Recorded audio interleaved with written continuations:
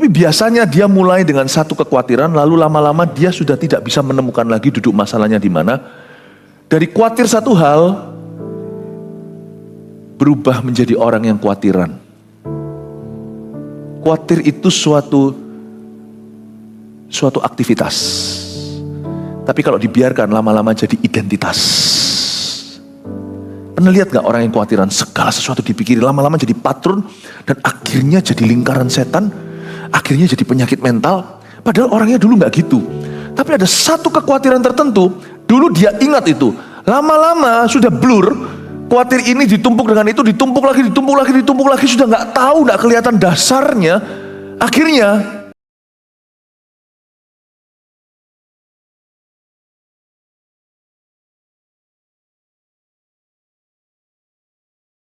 dari Tuhan untuk membantu Anda menutup tahun, mengakhiri tahun ini dalam kemenangan. Itu tema besarnya. Ada 5 topik hari ini, masing-masing menjamah satu area. Kebaktian pagi tadi tentang rasa takut. Takut yang melumpuhkan itu solusinya apa? Kebaktian 2 tentang burnout. Mungkin ada di antara kita yang ngerasa lelah, capek pelayanan, capek kerja.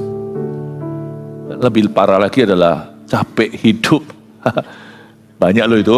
Gak bunuh diri sih, hanya letih. Kebaktian 3 tadi putus asa dan solusinya. Gimana kalau kita give up, gak bisa lihat masa depan lagi. Apa langkah yang kita ambil?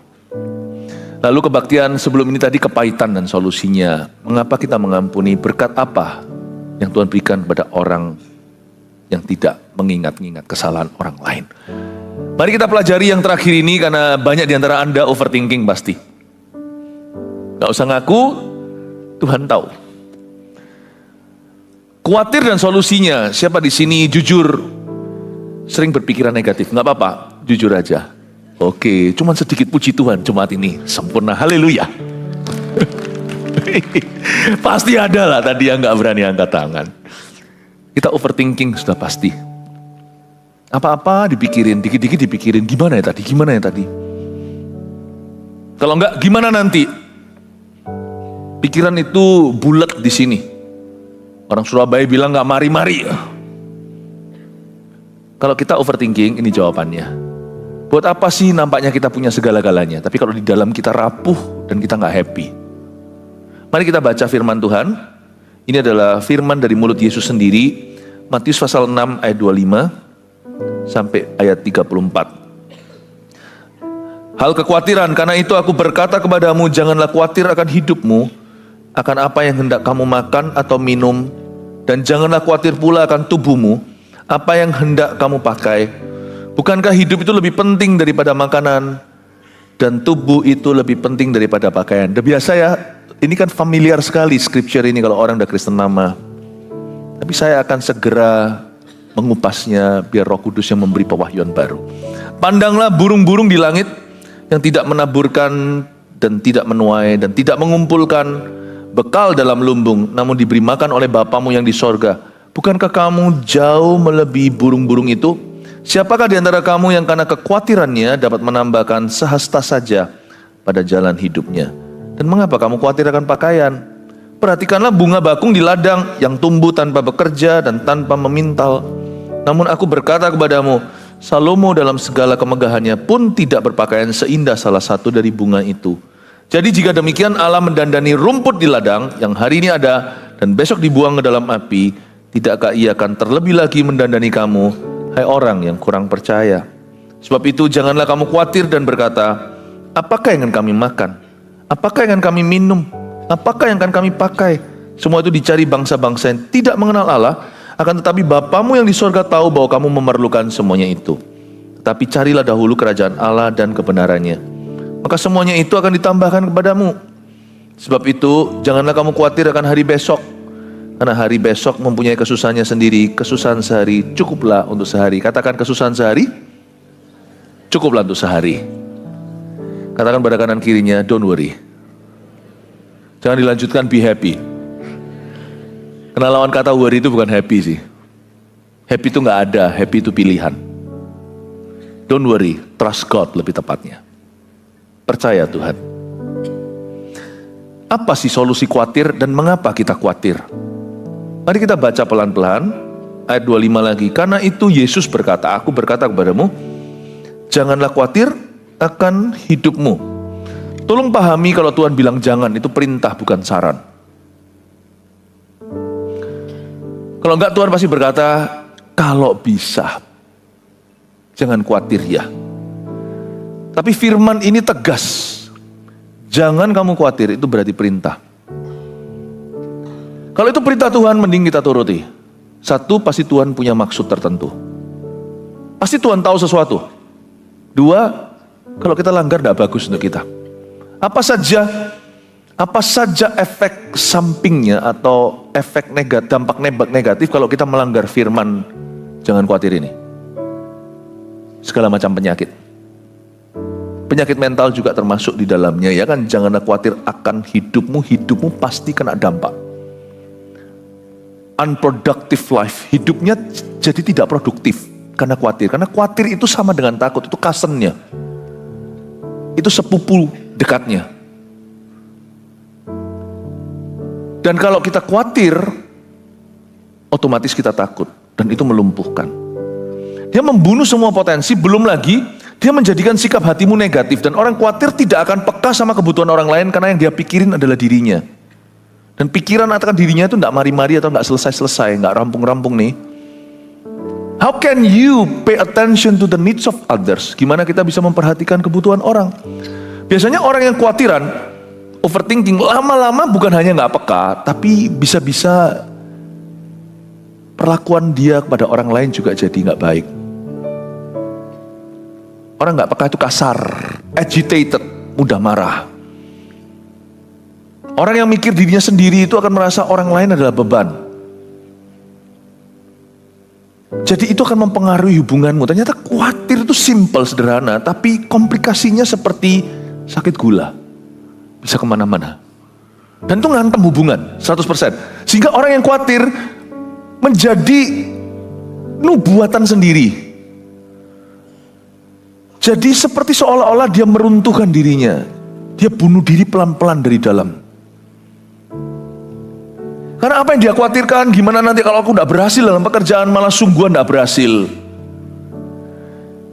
Kenapa? Karena otomatis ngantem hubungan. Dan ia kan sungguhan, akhirnya sungguh-sungguh gagal.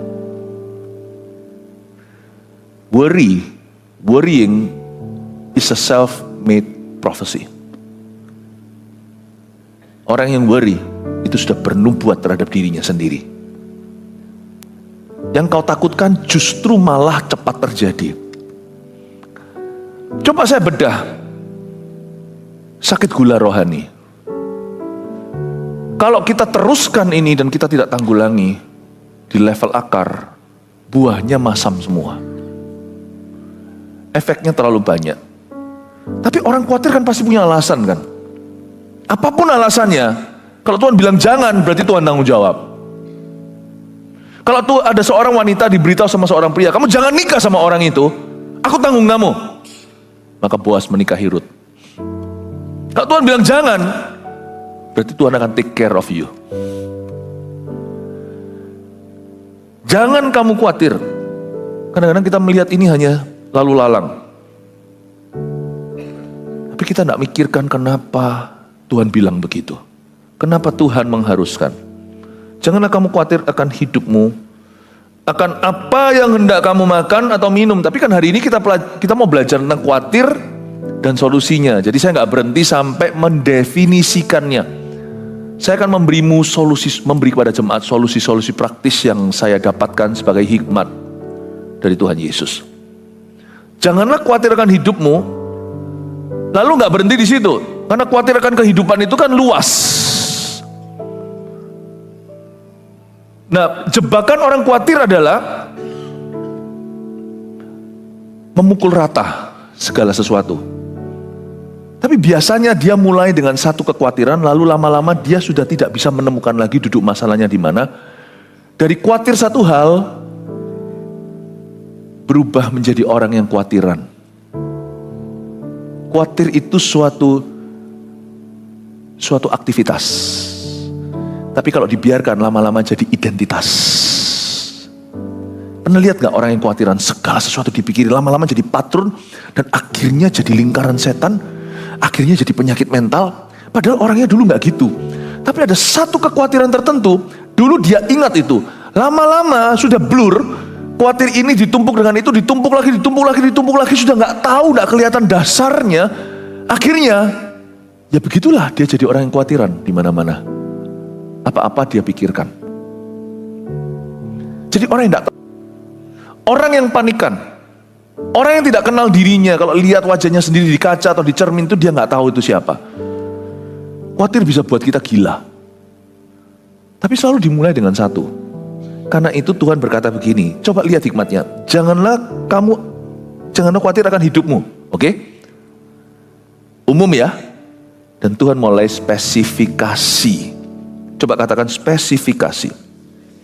Karena itu aku berkata kepadamu, janganlah khawatir akan hidupmu, akan apa yang hendak kamu makan. Khawatir itu punya nama. Oke? Secepat mungkin kasih kekhawatiranmu sebuah nama. Lebih tepatnya, khawatir apa? Sampaikan ke Tuhan. Bukankah ada tulisan Paulus begini? Sampaikan semua kekhawatiranmu dan keinginanmu pada Tuhan dalam permohonan yang dibubuhi dengan ucapan syukur. Ini bahasa sehari-harinya.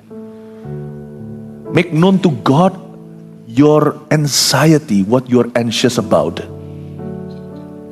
Khawatir itu punya nama, karena orang ini khawatir makan. Tapi orang kaya sudah tidak perlu dipikirkan, tapi dia khawatir mati. Ada orang tertentu khawatir pakaian. Apa yang hendak aku pakai besok? Padahal pakaian banyak di lemari, aku tidak punya baju baru. Kekhawatiran pun ada level-levelnya. Orang kaya punya kekhawatirannya, orang miskin ada kekhawatirannya. Khawatir itu sifat soalnya. Tidak pandang bulu, apakah dia di bawah jembatan atau di dalam istana. Khawatir itu penyakit rohani. Kalau kita ada ini, virus ini, kita tidak bisa happy. Sungguhan. Dan kita selalu dikalahkan dengan keadaan. Andaiku gini, andaiku gitu, kita akan hidup dalam mimpi. Kita tidak pernah menang hari ini. This is very important. This is not only your emotional health. Kalau ini hanyalah kesehatan emosimu, ngapain saya korbankan? Kalau ini hanyalah kesehatan mental. Karena khawatir itu ujungnya dalam masalah rohani. Pangkalnya malahan. Nah, itu urusan saya sebagai gembala. Ini bukan psikologi, ini teologi. Jangan kamu khawatir akan hidupmu. Ada orang yang khawatir di level ini, baju baru. Ada orang yang tidak punya baju sama sekali. Jadi jangan pernah kita kira kalau orang punya segala-galanya, seolah-olah dia punya segala sesuatu, dia pasti tidak hidup dalam kekhawatiran. Jangan salah. Bahkan di dalam sejarah ada raja seperti Herodes itu yang paranoid. Bukan lagi di level fobia. Takut ini, takut tinggi. Tapi sudah di level parno. Kiri kanan dibunuhi. Di zaman modern juga ada itu. Joseph Stalin. Itu semua koleganya satu-satu didor. Karena dia takut dikudeta. Orang sepowerful itu loh, diktator. Tapi takut dikhianati. Lebih baik sebelum lu khianati gua habisin lu. Kita kira-kira begitu. Solusikah itu? Ternyata waktu dia bunuh begitu banyak orang, kekhawatirannya tidak reda, tambah gila. Khawatir tidak bisa sembuh dengan cara kau dapatkan jawaban untuk kekhawatiranmu dengan caramu. Khawatir itu hanya bisa reda di kaki Yesus. Dan ketika kita taruh iman kepada Tuhan. Jangan khawatir akan hidupmu, akan apa yang hendak kamu makan, apa yang hendak kamu minum, dan janganlah khawatir pula, ditambahi sama Tuhan, akan tubuhmu. Ada orang yang khawatir kesehatannya, akan apa yang hendak kamu pakai. Kalau khawatir kesehatan lalu berujung olahraga, jaga makan, jaga gaya hidup, nggak apa-apa. Khawatir kesehatan bukan karena roh khawatir, tapi karena common sense, karena akal budi. Aku sudah umur sekian, udah mulai umur misalnya umur tertentu bagi wanita, Apalagi kalau ada sejarah dalam keluarganya, umur 50 mulai mereka mamografi, mulai mereka cek badannya. Itu bukan paranoid, itu akal sehat. Asal tidak menghantui dia, kalau aku gini gimana, kalau aku begitu, pikirin nanti bagaimana dengan saya. Enggak.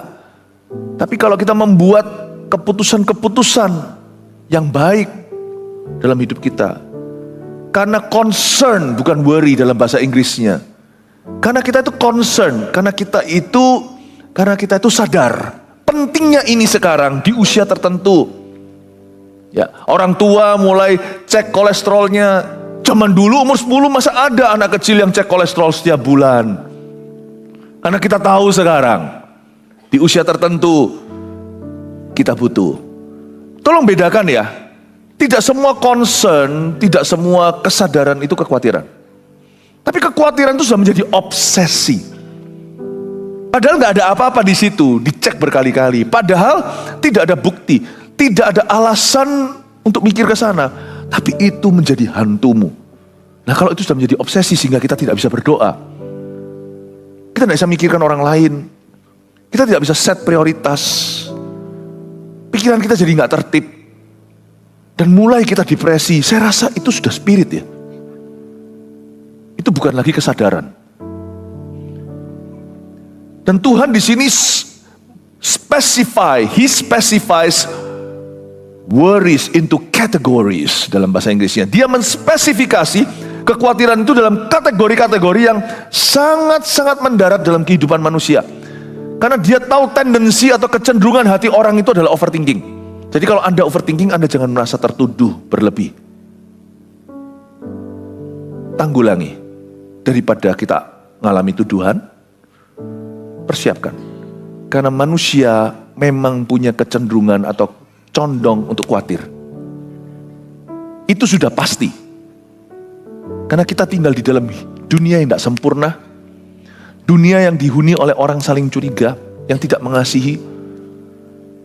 Dan kita pun dengan Tuhan, kalau kita tidak bangun iman, Tuhan itu tidak kelihatan. Jadi otomatis itu jadi kebutuhan. Makanya tidak heran dalam pengajaran Yesus, awal mula loh ini, Yesus langsung pukul area ini. Ini pengajaran Tuhan tentang kekhawatiran.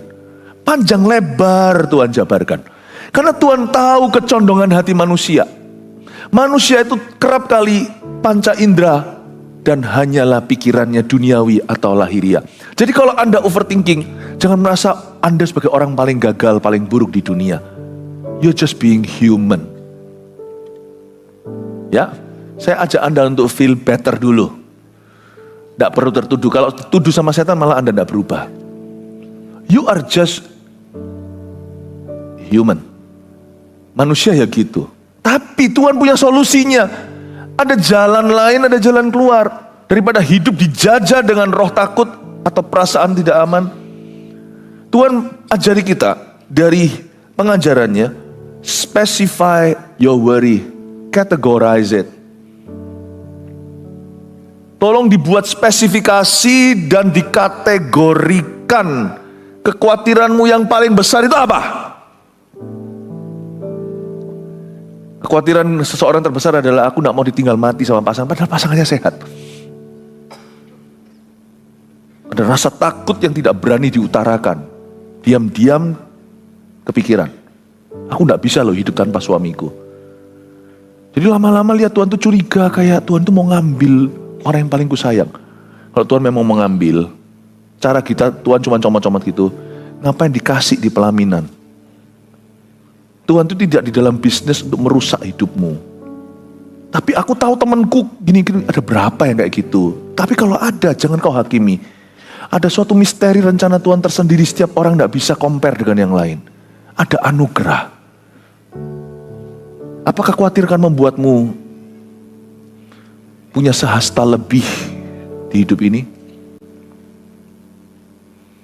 Ada orang itu yang punya khawatiran apa? Coba jujur, konfrontasi itu sebelum akhir tahun ini. Tuhan berkata, kamu mungkin khawatir tentang makan, ada orang khawatir tentang minum, ada orang khawatir tentang tubuhnya, ada orang khawatir tentang pakaiannya. Bukankah hidup itu lebih penting daripada makanan dan tubuh itu lebih penting daripada pakaian? Coba lihat ayat yang ke-20 berapa itu? 26. Pandanglah burung-burung di langit. Wah, ada solusi lainnya. Saya tidak akan memberi Anda poin-poin seperti biasanya sebagai rangkuman. Anda harus tangkap sendiri ya, mentah-mentah khotbah ini. Dengarkan suara Yesus di balik suara saya. Ayat 26 ada solusi berikutnya. Pandanglah burung-burung di langit yang tidak menaburkan, tidak menuai dan tidak mengumpulkan bekal dalam lumbung, namun diberi makan oleh Bapamu yang di sorga. Bukankah kamu jauh melebihi burung-burung itu? Garis bawahi kata pandanglah. Kalau kita memang sudah ada bakat kekhawatiran di area tertentu, tolong dibatasi sumber-sumber khawatir dari situ. Orang memang sudah paranoid di area tertentu, scrolling sosial media, lihatnya yang gitu-gitu, tambah menjadi-jadi kekhawatirannya.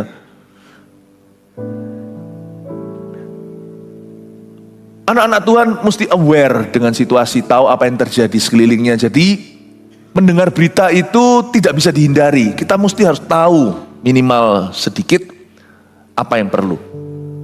Tapi hari-hari ini jujur ya, kalau kita bangun tidur langsung baca berita. Sekarang zamannya online, kalau dulu koran. Ini bisa gila loh. Karena berita itu baru menjual kalau ada negatif. Kalau positif, misalnya ada berita online, atau misalnya zaman dulu TV nih, zaman kita masih zaman dulu sekali, semuanya hanya TV kan, tidak ada HP, smartphone kan. Hari ini kami melihat seorang ibu ke pasar dan lalu dibantu ambil buah oleh seorang muda di sana. Nggak jadi berita, kurang menarik.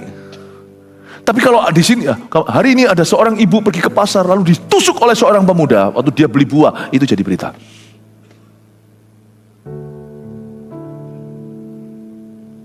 Kalau kita baca berita sekedar tapi kita tidak imbangi punya kehidupan firman, bahaya. Bakat kita kuati di area tertentu, setan bisa ganggu dan setan bisa jahili kita, terus feeding kita di situ sampai roh kita mati. Limit the sources of your worry.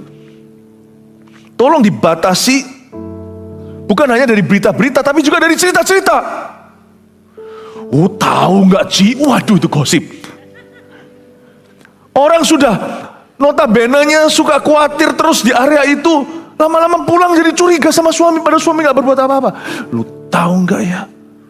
Laki itu semua sama di seluruh dunia. Lu tahu si ini? Iya, ini selingkuh. Kelihatannya baik-baik, mesra banget Ci. Tapi ternyata di belakang simpanannya banyak. Jangan percaya laki bilang I love you, hidupi kamu, sayang ke gereja. Semua laki buaya. Ya. Memang sudah dari dulu itu selalu punya rasa tidak aman. Mungkin karena dia dulu, ibu muda ini, waktu dia kecil itu dulu dari broken home, papanya itu selingkuh. Jadi dia memang sudah ada histori sejarah trauma lihat figur pria dalam keluarga. Dan dia dipulihkan dalam gereja. Dia mulai kuat imannya. Tapi iman itu kuat, tapi manusia dagingnya lemah.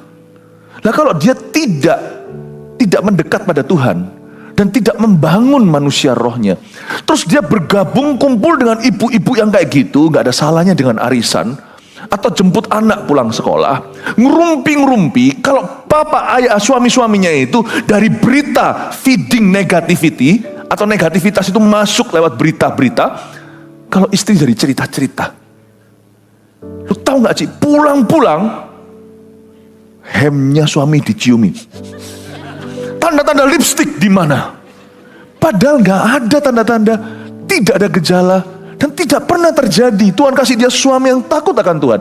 Lain cerita kalau memang ada suatu tanda-tanda tidak sehat, suami malah mulai ke ujung sendiri, ke ujung ruang, lalu istri datang, apa kelihatan gerak-geriknya mulai gerusah-gerusuh, mencurigakan. Lalu habis itu ada sorokan-sorokan tersembunyi, ada aktivitas yang tidak diketahui. Aku mau pergi sama teman-temanku, lu nggak usah tahu. Your friend, my friend. Mulai ada dunia-dunia seperti itu. Ya.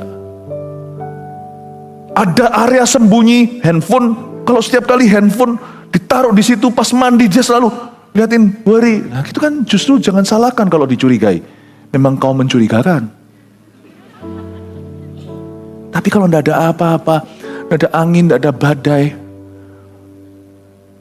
akhirnya worry membuat suami itu tertolak tanpa alasan yang jelas. Jangan-jangan kau justru melemparkan dia ke wanita dengan cara begitu. Meskipun akhirnya tidak selingkuh, tapi laki-laki, dia kan merasa, worry itu justrulah pihak ketiga dalam rumah tangga. Bapak ibu saudara, pandanglah burung-burung. Tuhan berkata, kamu kalau pandang orang, kamu akan goyang. Pandang burung-burung. Tuhan suruh mereka alihkan pandangannya dari area kekhawatiran, suruh lihat kesaksian. Kamu pandang burung, lalu jangan pandang burung, bunga segala, pandang Bapa di sorga memelihara. Justru kalau kita khawatir di area itu, cari kesaksian-kesaksian Yesus di sana. Cari news, berita-berita yang menguatkanmu di situ, sekalipun kita perlu aware, perlu sadar apa yang terjadi, berita dalam dunia dan berita Nusantara. Dulu waktu saya kecil, pukul 9 selalu ada Dunia Dalam Berita, TVRI. Berapa anak-anak Gen Z di sini? What? Apa itu? Snack kah? Dulu itu nggak ada. HP, smartphone, YouTube gitu nggak ada. TV itu cuma satu, bukan kita yang pilih programnya, nggak bisa switch. Apalagi zaman dulu yang pertama-tama TVRI saya masih kecil itu yang hitam putih. Itu ada reklame macam-macam yang itu loh, produk-produk lama Indonesia sampai sekarang ada, tapi kan saya nggak bisa endorse. Dulu ada seorang artis yang gemuk sekali, mungkin beberapa om tante di sini ingat, namanya Jalal. Oh iya, ingat ya, itu reklame-reklame pertama TVRI itu saya pernah lihat. Saya kalau sudah jam 9 dan nunggu, saya suka Dunia Dalam Berita, tapi saya bosan dengan yang politik-politik. Saya tunggu sampai terakhir yang bagian sport, bagian olahraga. Saya tidak pernah miss, saya selalu lihat itu Dunia Dalam Berita. Tapi zaman ini berita lebih kompleks sih. Gosip itu banyak. Yang gak jelas di forward. Jangan kau beri rohmu makan yang gitu-gituan. Yang apa saja gak tentu reportingnya itu betul. Dan ingat lagi ya, berita itu makan dari negativitas. Jadi kita harus gak bisa makan mentah-mentah. Satu-satunya makanan mentah yang bisa Anda lalap, sashimi, tidak perlu dimasak, itu firman. Makan mentah-mentah, ngerti gak ngerti. Yang lainnya tolong diseleksi. Masuk pun itu harus lewat berbagai macam saringan dalam hati dan jiwa kita. Ambil aja informasinya, tapi hati-hati dengan opininya. Tapi kalau Anda memang khawatir di area tertentu, janganlah kasih makan melulu hal-hal itu. Itu bahaya, bukan hanya berita, cerita, dan hal-hal lain. Justru lawanlah dengan roh yang berlawanan. Pandanglah burung di udara. Tak tersembunyi kuasa Allah. Karena kita sakit mungkin, atau seseorang yang kita cintai. Tapi kita cari kesaksian itu di mana lagi? Bukan di dugem, tapi di dalam gereja. Saya nggak bisa. Sarang heo. Stop feeding your worry with negative testimony. Justru kalau orang kepahitan itu, jangan gabung cari orang-orang barisan sakit hati. Gak sembuh malah mati. Rohmu itu mati, hidupnya masih hidup. Rohmu mati, buat apa kita jadi zombie? Lawan dengan roh yang berlawanan. With the opposite spirit. Iman itu harus lawan arus memang. Dan harus disengaja. Jadi sekarang ngerti gak kata-kata pandanglah burung? Tuhan suruh mereka lihat ke atas. Pandanglah bunga, suruh lihat ke bawah. Tuhan suruh cari testimonial.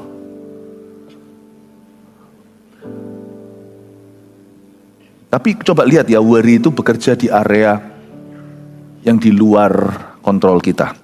Dan setan itu trik kita di sana, itu tipu muslihat. Coba sekarang kita baca lagi. Pandanglah burung-burung di langit yang tidak menabur dan tidak menuai. Burung kok nabur dan menuai? Mereka tidak punya tangan, mereka punya sayap. Gimana pegang biji? Jangan worry untuk sesuatu yang memang tidak dikontrolmu dan bukan dalam kemampuanmu.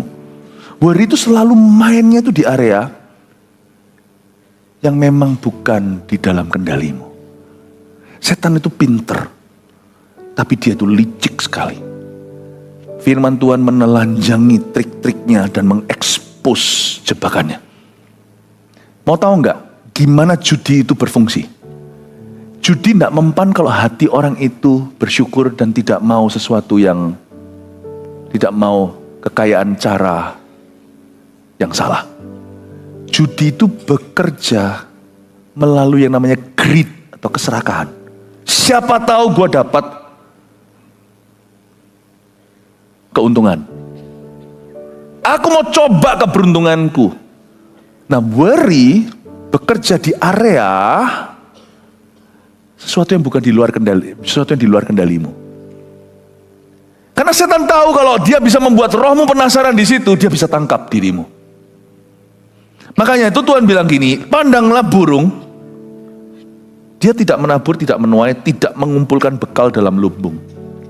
Burung tidak bisa nabur. Makanya dia tidak worry, aku pelihara dia. Coba lihat lagi ya.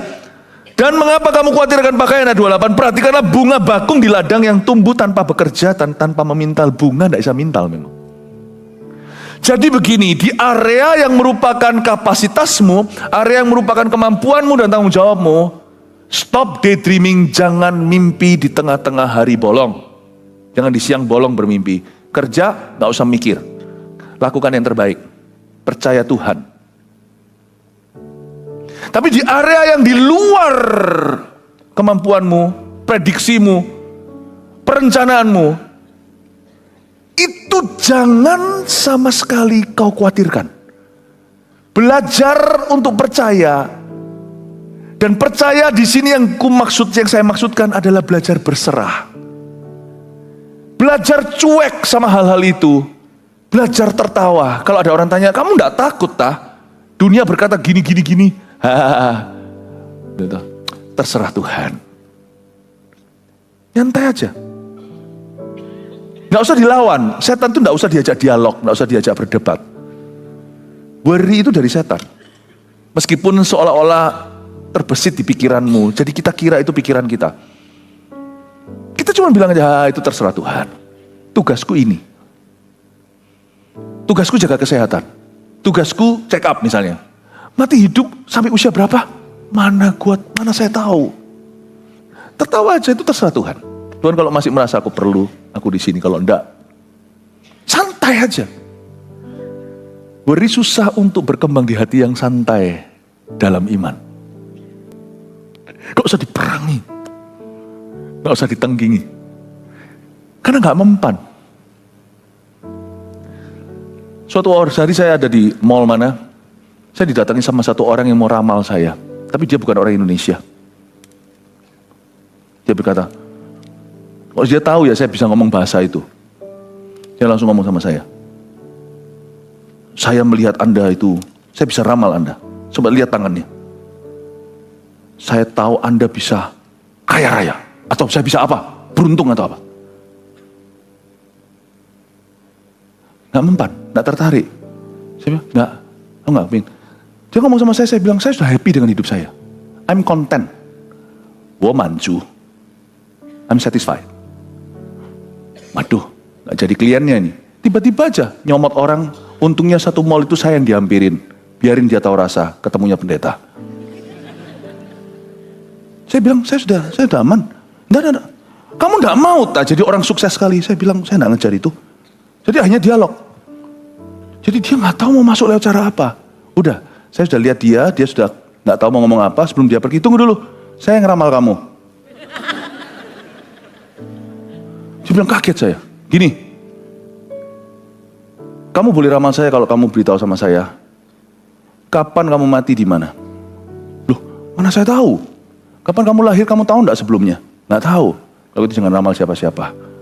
Karena Tuhan yang tahu hidup kita. Saya yang ramal kamu aja. Kalau kamu cara gini terus, kamu akan binasa. Mau enggak kamu kenal Tuhan? Lari dia. Enggak mempan. Setan ganggu Anda dengan worry, enggak mempan. Kau hati Anda rileks dalam iman. Aku berserah. Aku berserah. Aku berserah. Sama Tuhan saya kesyera-syera. Pada Yesus diajak ngomong sama satu orang, kamu enggak khawatir ta? Dia bilang, dia ada daun. Aku enggak punya tangan untuk memintal. Burung, kamu enggak nabur ta? Dia berkata, aku enggak punya tangan, aku punya sayap untuk terbang, bukan untuk menabur maupun menuai. Itu bukan divisiku, itu divisinya Tuhan. Kenapa kamu ngomong sama aku, setan? Kalau kamu mau ganggu, ganggu Tuhan, jangan ganggu saya. Kalau kamu berani. Kalau kamu berani, kamu ngomong sama Tuhan. Paling Tuhan akan jawab, Bapak sudah tahu apa yang diperlukan oleh anak-anaknya. Kamu jangan ganggu. Enyah kau iblis, kau memikirkan pikiran manusia, bukan pikiran Allah.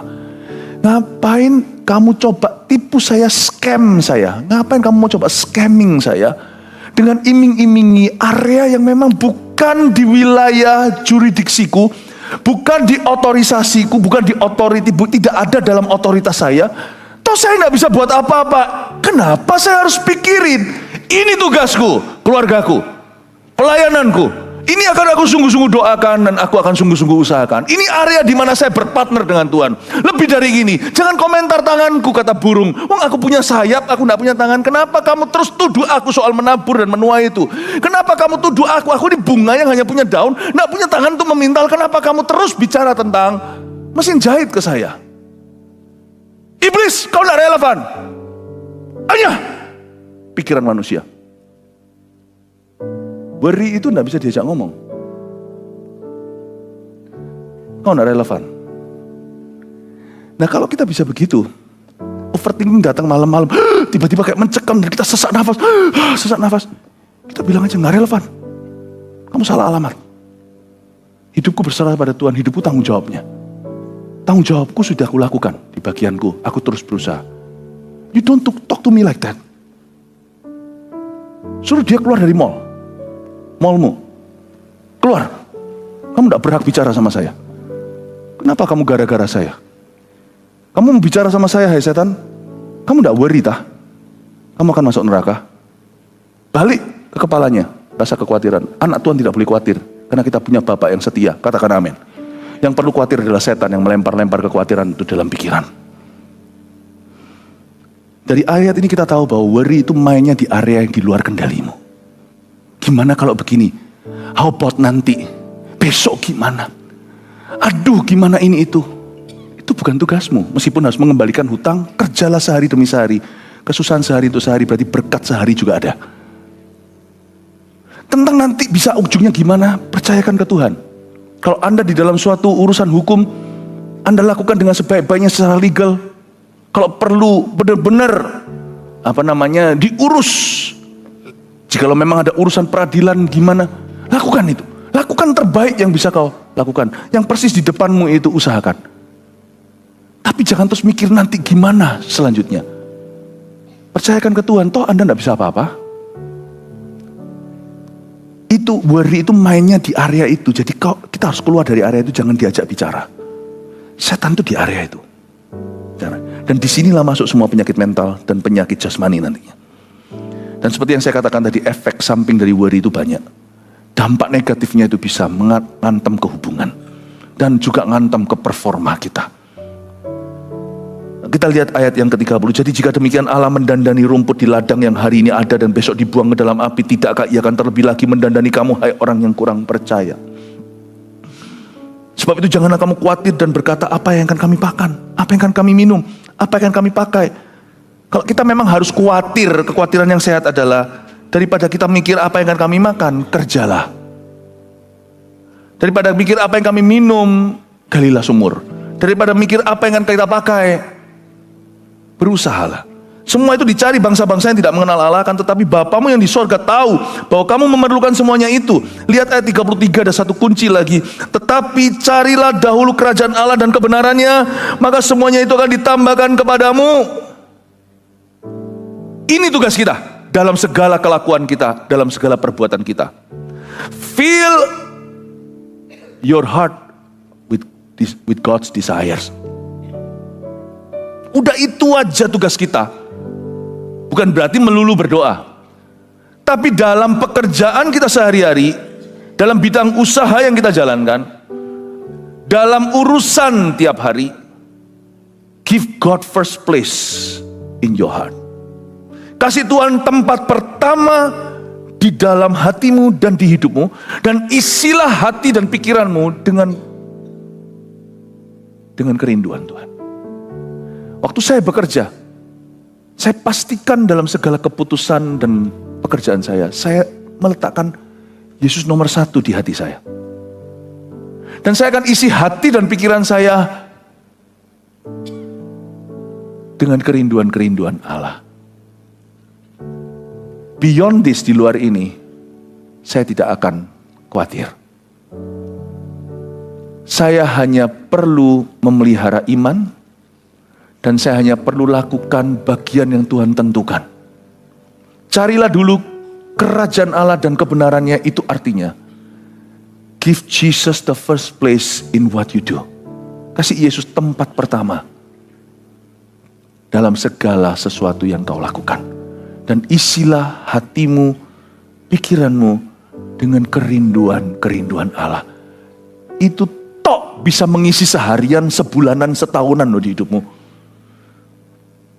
Itu saja bisa mengisi berbagai macam jadwal, berbagai macam perencanaan. Itu sendiri gak semudah yang kau kira. Menjadikan Yesus di tempat pertama dan mengisi hidup kita dengan perkara-perkara yang menyenangkan Dia.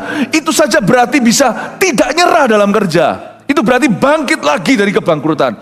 Itu berarti mengampuni dan memberikan kepercayaan lagi kepada orang-orang yang pernah melukai kita. Itu berarti juga kita belajar smart, belajar berhikmat, supaya tidak lagi dirugikan kedua kali, tetapi kita tidak menjadi orang yang kepahitan, menjadi orang yang trauma, tapi menjadi orang yang sekarang bukan hanya hati-hati, tapi bijaksana, bisa menasihati orang lain. Lu orang harus hati-hati ya, yang ini adalah jebakan. Kita itu bisa, itu sendiri udah mengisi hidup kita dengan aktivitas setahunan.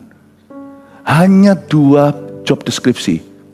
Jadikan Yesus di tempat pertama. Taruh Dia di situ. Isi hidupmu dengan perkara-perkara yang menyenangkan Tuhan. Itu berarti satu tahun yang penuh dengan aktivitas, so busy in the Lord. Sangat sibuk di dalam Tuhan. Saya tidak mau worry. Di luar hubungan saya dengan Tuhan, saya tidak mau worry. Saya tidak mau khawatir. Soalnya saya ini punya kecenderungan. Saya ini orang yang mikir soalnya. Nah harusnya kalau saya ngajar gini kan juga Anda tahu bahwa saya orangnya kalau mikir sesuatu saya dalemi. Dan orang kayak gini juga bahaya, apa-apa dipikirkan. Tapi saya membuat keputusan yang sangat jelas di depan kontrak saya dengan Tuhan. Apart from my relationship with you, I think of nothing. Di luar hubunganku dengan Tuhan, hubungan dengan Tuhan itu bukan berdoa doang atau melulu hanya sembahyang. Itu dalam segala sesuatu yang kukerjakan, ku taruh kau di tempat pertama. Dan aku akan isi hidupku dengan perkara-perkara guna. Lepas dari itu, it's none of my business, Satan don't talk to me. Jangan bicara ke aku, setan. Dan kalau pikiran saya sendiri yang bicara, saya tidak tahu kapan setan, kapan pikiran. Karena pikiran setan itu mirip dengan pikiran manusia. Makanya Yesus berkata, nyahlah kau iblis, engkau memikirkan yang dipikirkan orang. Bukan engkau memikirkan yang dipikirkan Lucifer. Dia berkata pada Lucifer, engkau pikirkan yang dipikirkan manusia. Jadi pikiran kita itu mirip setan kalau kita biarkan. Kalau pikiran saya sendiri yang bangkit melawan saya akan tertawa dan berkata, shh, quiet. Hai jiwaku, pujilah Tuhan. Tenang teduh dalam kasih-Nya Tuhan, semua akan indah pada waktunya. Saya tidak mau banyak bicara sama diri saya sendiri. Kalau kita terlalu banyak bicara sama diri sendiri, lama-lama kita jadi orang gak waras. Ngomong sendiri. Kalau saya bicara sama Tuhan.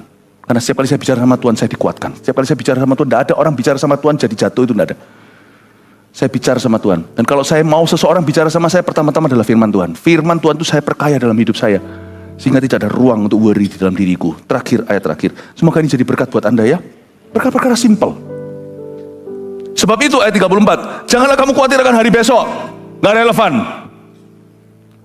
Oke, Pastor Philip ngerti kalau gitu kita gak usah perencanaan. Duh, salah. Tidak ada hubungannya dengan tidak berencana. Tapi motivasi. Ayat ini jangan dipakai untuk orang yang aku gak tahu, besok mau keluar kota, gimana, gak tahu, naik apa gak tahu, nanti ngerepoti orang. Keluar rumah, oke gampang, bawa uang, gak bawa uang, gak apa-apa, nanti minta ditraktir melulu. Harus persiapan. Worry itu di dalam area motivasi. Jangan kamu khawatir akan hari besok, itu sama sekali tidak ada hubungan dengan tidak merencanakan. Karena hari besok mempunyai kesusahannya sendiri. Kesusahan sehari cukuplah untuk sehari. Oke. Bukan berarti kita tidak berencana. Karena berencana itu penting sekali. Planning for tomorrow itu melibatkan tindakan-tindakan berikut. Yaitu kita harus set prioritas kita. Kita harus tentukan goal kita. Kita juga harus menentukan langkah-langkah kita ke depan dan strategi apa yang kita terapkan. Di dalam setiap bidang pekerjaan maupun pelayanan. Kita mesti harus ada duduk berencana. Setiap keluarga juga sama. Kalau Anda tidak merencanakan apa-apa, berarti Anda memang sudah rencana untuk gagal. Jadi suami istri kalau soal sekolah anak, mumpung anak masih SD, SMP, SMA sudah agak sedikit last minute. Duduk sama-sama doa, nggak usah panjang lebar, nggak usah doa semalam-malaman. Cukup lalu habis itu bicara. Rencananya apa? Abang mau sekolah apa?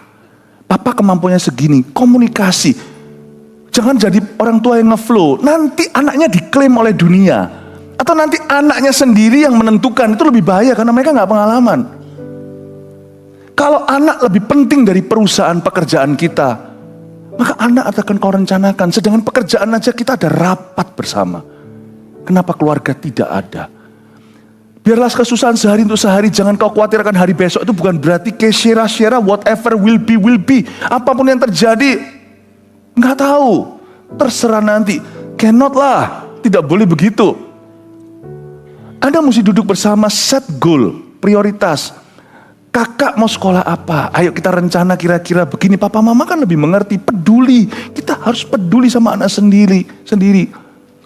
Atau pekerjaan kita. Kalau kita punya pekerjaan, kita tidak bekerja sama siapa, business owner contohnya. Anda juga harus set strateginya seperti apa. Oh sekarang ini zaman online harus gimana.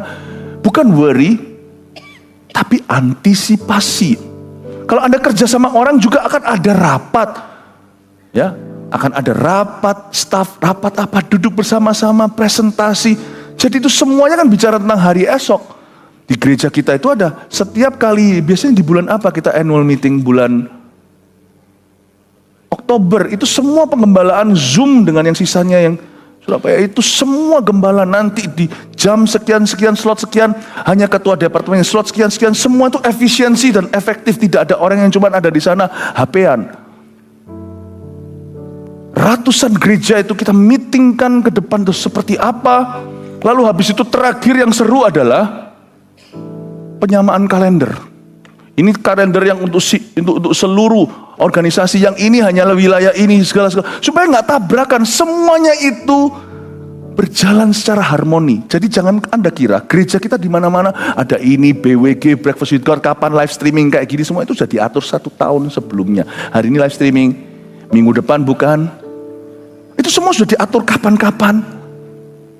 Lalu nanti kita ada acara di mana-mana yang bersama, mana yang setiap lokal sendiri punya variasi. Itu semua sudah duduk sama-sama 1 tahun seperempat minimal, jika bulan 1,5 tahun. Perencanaannya sudah hampir 2 tahun sebelumnya sudah ada gambaran. Apakah gereja ini khawatir? Bukan. Responsible, tanggung jawab. Tapi bukan berarti kalau kita berencana lalu kita worry. Worry itu mulai dengan gini loh, sebuah pertanyaan kosongan. Jadi worry itu dimulai dengan sebuah pertanyaan, bagaimana nanti tanpa persiapan? Gimana nanti? Lalu tidak ada persiapan apa-apa. Itu worry. Karena itu orang yang jalan sama Tuhan, dan orang yang tanggung jawab dengan talentanya, dikasih 1, dikasih 2, kasih 5, dia kelola.